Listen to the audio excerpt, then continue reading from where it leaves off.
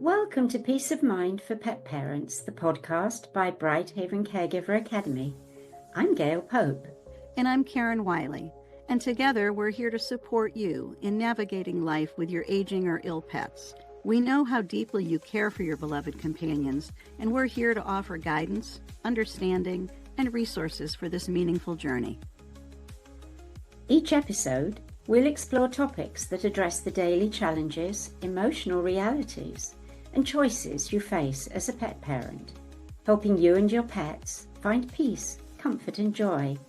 Whether it's making sense of a new diagnosis, adjusting to changing needs, or simply seeking a place to feel understood, you're not alone.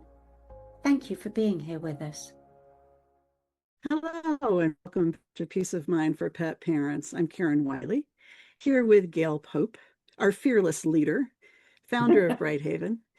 We want to say Happy New Year. We're recording this at the very end of December, but you'll be hearing it very close to January 2nd, if not on January 2nd.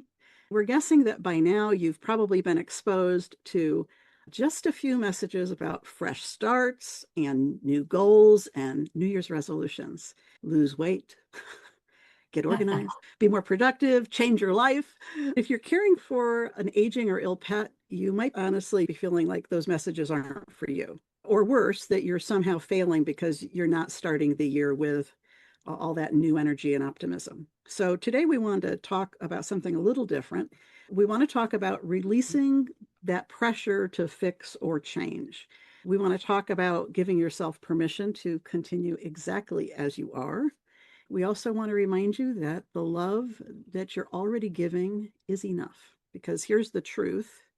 When you're in hospice or palliative care with your pet, the goal is not to fix them. It isn't to make them better or go back to how they were. The goal is to love them exactly as they are right now and to help them be as comfortable and connected for as long as possible. Gail, before we dive in, what's your reaction when you hear all the New Year's resolution messaging that goes on, especially in the context of the work we do? It's interesting listening to that little overview. I started off with one mindset and it gradually morphed and changed a little bit. I think age could be a big part of this because when I was a lot younger, it was fun to think about what have I done? So what do I want to do this year? And then I think as I gradually got older, it became a little more of a serious thought, especially out to work in business. It shifts to a deeper perspective.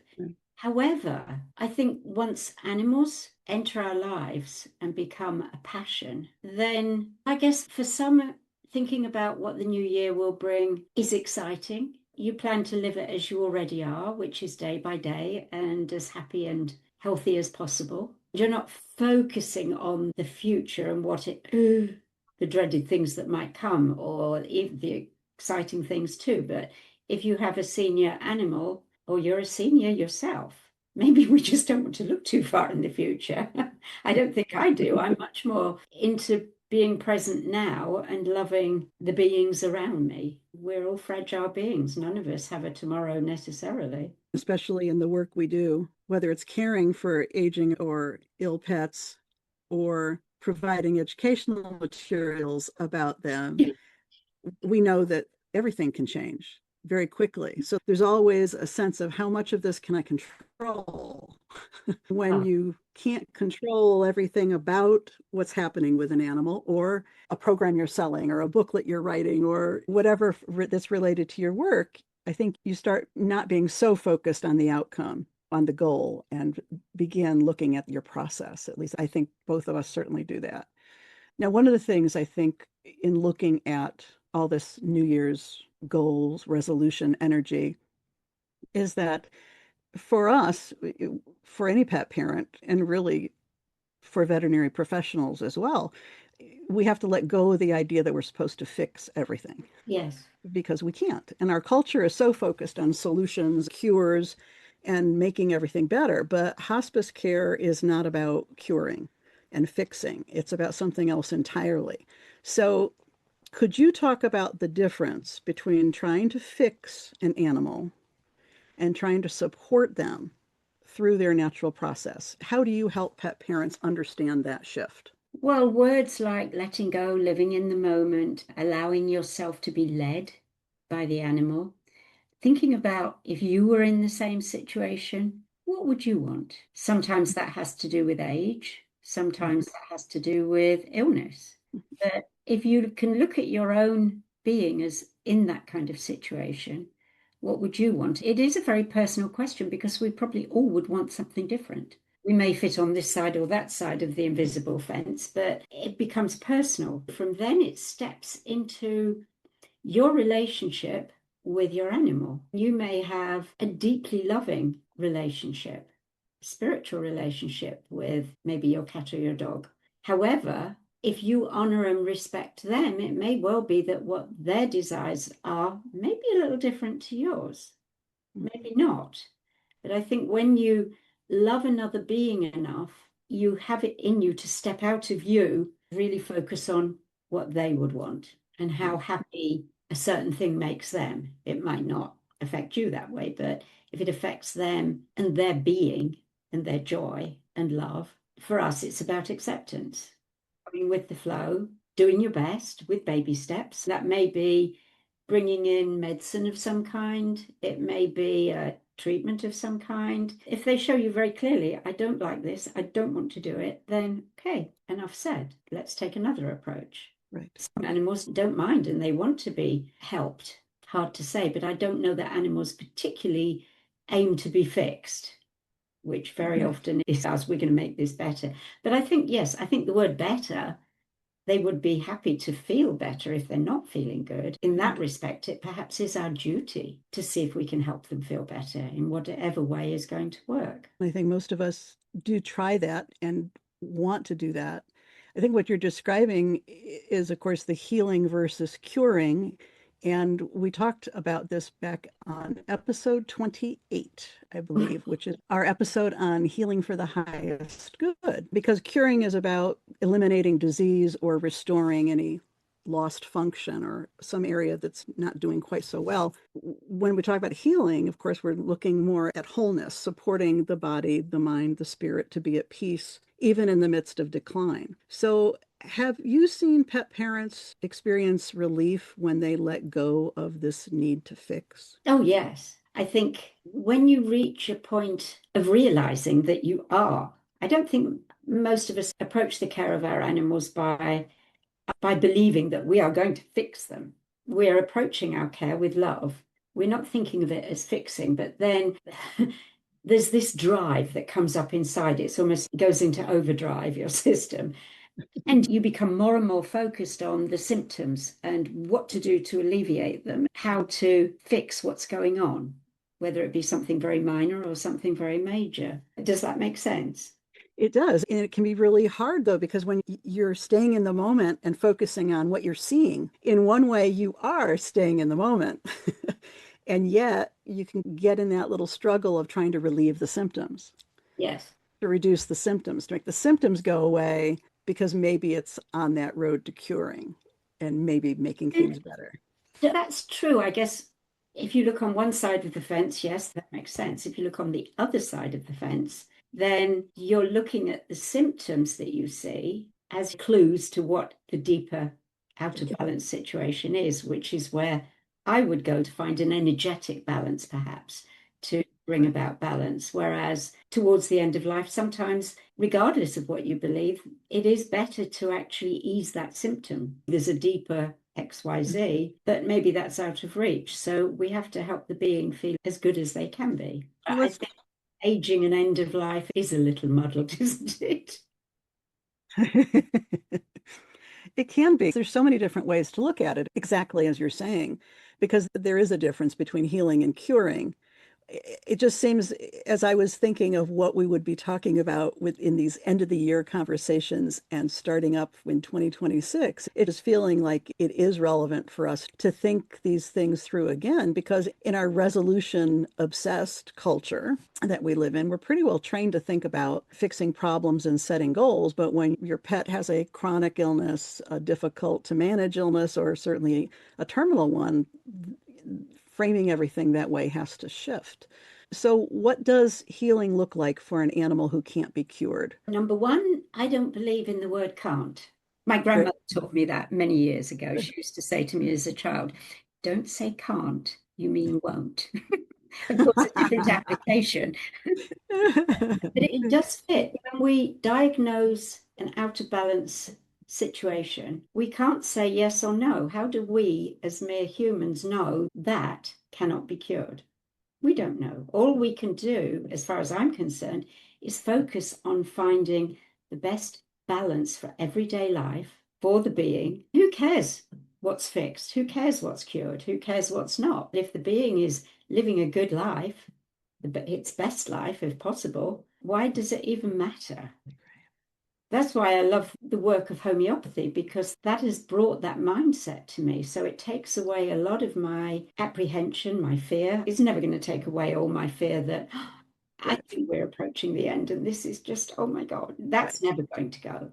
No. However, the trust that I've done my best and I've done it with love, and I've generally had ups and downs along the way, which we all expect as we age. I think one of the other most important things for us as we age is to honor the fact that we are aging, honor the fact, there for the grace of God, we're both old. So let's care for each other, because without realizing it, I think most of us don't quite understand the healing effect the love of our animal has for us. It makes such a difference because it brings us joy. Joy leads to healing. So they're helping heal us too at the same time. Yes. And that love that they have for us is why we so desperately don't want them to leave us. Yes. It's a vicious circle all the way. Yeah, because the balance and equilibrium that you're talking about for health, also there's a love equilibrium between when they feel good enough to enter into the relationship we've always had together. And that's what we start to worry about missing. That is just another element or another layer of the situation. Extending that conversation, which I probably shouldn't right now, but just for one quick sentence into my mind, is the realization or the understanding, if you like, that I've had recently, which is thinking about grief as love that has nowhere to go. It's just such a beautiful little poem. And I think it really helps us. Grief is normal, love is normal, and they do sit together very clearly in everyday life, not only at the end of life. We grieve over all sorts of things in our lives. That's maybe a new way for us to approach learning about and understanding our anticipatory grief that we feel throughout palliative and hospice care, which can go on for not just months, but years, depending on what's going on. We just have knowledge that sometimes makes us worry more than just love. Right, it's all about honoring the love. Whatever's happening around you, sometimes just pushing that to the side and honoring the love will bring you into a better situation to be able to cope with whatever's going on. And to then not feel guilty just because you're looking ahead and start worrying about what life is going to be like without the pet. They're anticipating the loss. Then they start feeling guilty because they're already looking to ahead to what life will be without them. But as you're saying, that's just love. That's just becoming aware of how much you love that pet. If you think about the hundreds of animals that I've cared for and who have taught me about anticipatory grief, I feel I'm quite an expert on anticipatory grief. I lived it for years and years. But what I didn't do is associate it with actual love. I didn't actually associate it as grief. It was just after the death when it appeared that I didn't appear to have this awful black cloud of grief hanging over me that I realized that I'd been taught by the animals before they died to take the journey with them. So after they died, it became about honoring our journey and honoring them as the being that I still love.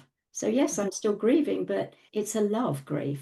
Because you were dealing with the little losses along the way in terms of, oh, they're no longer jumping up to the highest level of the cat tree anymore. Oh yes, you They're notice all those little all things. those little things. And when it keeps happening, you're already grieving a little bit. I never used to think of that as anticipatory grief, but that is. You're just grieving little losses along the way, but they also help you understand what you need to do and how to cope later. I was just thinking we have to again, and I'm doing this all the time, but we have to bring the caregiver into this equation as well. As the animal's declining and changing, and we're watching them and having all these thoughts, we have to stop, come back, and apply this to us too. Because we're changing and growing and going up or down, however old we are. So we have all these things to face for ourselves as well and acknowledge. I think that And helps very much along the journey. I think what you're just describing is one of the things we can help pet parents do is to support them along the way, along this journey.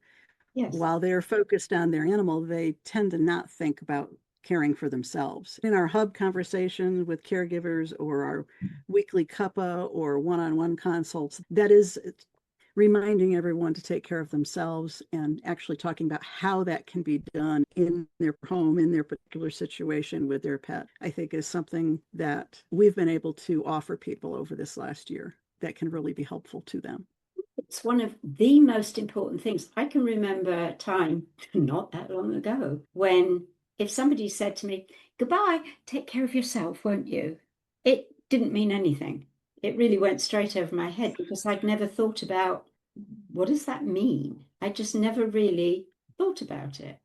Again, animal lessons. Over the years, I started to learn that if I don't take care of me, physically, emotionally, and spiritually, if you like, then I'm not going to be able to be there for my animals in the way that I would wish. So I guess that's part of the lesson. But it is a deeper meaning than a flippant, bye, take care of yourself. We go right past it. Maybe we need a different sentence so people stop and go, oh, that's so important. Thank you for that. Because it is meaningful, isn't it? It is meaningful or can be meaningful when it's intended differently than the kind of, oh, take care of yourself, see you next time. Then we accept it in that same offhanded way. We need to really understand that we're not going to be as helpful or supportive of our pet if we're not taking care of ourselves. We can't continue our relationships with the people we love and work relationships and every other aspect of our lives if we aren't taking care of ourselves. Certainly, taking care of a pet who's sick or aging definitely takes a lot of energy because, as you're saying, grief is love. So we're feeling all of that all along the way. Now, let's see. I don't want to suggest that pet parents should not think about the new year or consider what they're hoping for. But I think there's a distinction to be made between gentle intentions for yourself and your pet or your family versus goals that you're setting. What do you think? How do you think about intentions that someone could have for next week or next month or the next few months versus goals when it comes to caring for animals, especially at end of life? Now, I'd have to think about this perhaps a little more. But to me, the word intention is a gentle word. You can intend something, but it's not as strong as a goal. The kind of things that fit in intentions would be to take time to sit and do nothing, or to spend time in Mother Nature and just being out in the open with or without your animal, maybe with the birds and bees. Whatever it is that is like a little down on your own personal scale. I need more fresh air, or I need more exercise, or I need to eat better. Right. Intention to help rebalance yourself or your animal. When it becomes a goal, it's almost like you can see this ball with the line and the ding at the top. You've got to do that to achieve that result. And it becomes a lot more passionate, direct, and challenging. And it doesn't feel so good. No, because there's so much about caring for an aging or ill pet that we can't control. So setting goals just seems futile, even thinking about them. But a gentle intention is more about the direction you want to move in, something you want to do more of, the way you want to show up, as you're saying, in your life for yourself, or things you want to do in your relationship with your pet. Maybe you want to trust your instincts more. That's something we talk about a lot in terms of trusting your gut, trusting your intuitive sense that you have about your pet. That's always helped by keeping a good record of what's going on using the living quality of life care assessment that you could be filling out every week, and that would help. You can give yourself permission to rest, like you're saying, which that even that alone would be a great self-care action you could take to celebrate small moments of connection that you're able to have with your pet. And certainly releasing any guilt that you may be feeling because you can't do everything perfectly.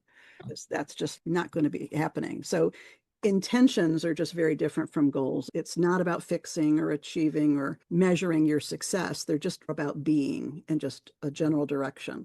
So, Gail, what intentions have you set for yourself in past years with BrightHaven in the sanctuary. Did you ever set intentions back then when you were juggling so many babies? I don't know. Life just flowed on like a river, I think, for us. I wish you hadn't asked me that question because I honestly don't think that, other than maybe on a business level, there may have been an intention or two, generally to make more money for next year.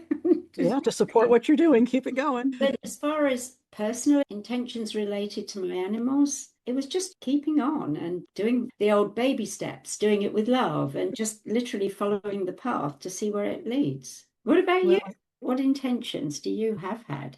when it came to my animals and caring for them, I've had so many of the elder Goldens with all the typical aging issues of arthritis and hip dysplasia and then cardio and all of that stuff. And I was very fortunate when I was breeding cats that I had so many of them that would make it to 15 to 20. I learned to be grateful for everything I had from the previous year. So it wasn't as much about setting the new goals, but recognizing that they were still with me and what a wonderful thing that in and of itself was. That Yes. we made it another year. Maybe we're struggling with an illness. Let's say it's kidney disease, and we're always monitoring that and giving fluids and so forth, and made it another year. So I think I'm with you. I didn't set goals in that way, and not even so much actual intentions about self-care, because like you, I wasn't thinking about trying to take care of me. It was always about taking care of them. But I did find that gratitude at the end of the year was a lot. When I would be reflecting on the previous year and thinking about the coming year, for me, it was more about the gratitude that they were still with me. Not that we would have conquered something or fixed anything, but maybe that we had things there, we had reached a stable point in various conditions, that they were still enjoying their life and I was loving having them with me. That's how I would start the new year, with that sense of love. I think that's maybe where we can take this conversation, because you have said this so often throughout this past year as we've been doing these podcast conversations, but the love that you feel for your animal is enough. Really no changes required. There's no New Year's resolutions that have to be made. You're not going to love any differently. I think you summed it up for me just a moment ago with the word gratitude, because that is a key factor in going forward. Yes, it's all about love, but if you can't be grateful for the gifts that you have along the way, I think that's, oh, and by the way, that reminds me of the BrightHaven book, Grateful. But it's so many years have taught us to be grateful. Grateful for today, grateful for the animal, grateful for the lessons. There are so many gratefuls that we can enjoy if we stop in the moment and just allow that kind of a conversation to filter through our brain. It's a good day. It is. It can always be a good day. That's probably the message we want to leave with our listeners today. That is that the love that you're giving your pet through every hard day of last year is the same love you're going to be carrying both of you through as you begin this new year. It doesn't have to be improved upon or optimized or made more efficient or anything that we tend to associate with setting of goals. You don't have to resolve to do better, be different, do more. So we're inviting you to release that pressure and simply continue loving your pet the way you already do. And Gail, is there anything you would like to say before we close? You just put three little words straight into my head that sum it all up. It's all about love. It's all about love. It is. It's all about love. You do your best. You do it with love. And thank you for being with us. Bye-bye. Goodbye. Thank you. And Happy New Year. Thank you for joining us on Peace of Mind for Pet Parents.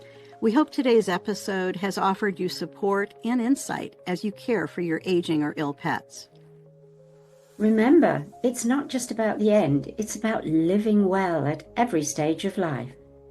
To continue your journey with us, explore more resources at BrightHaven Caregiver Academy's website, brightpathforpets.com, where you'll find guides, assessments, and a caring community of pet parents like you. Until next time, may you and your pets find comfort, connection, and peace in every moment. Take care.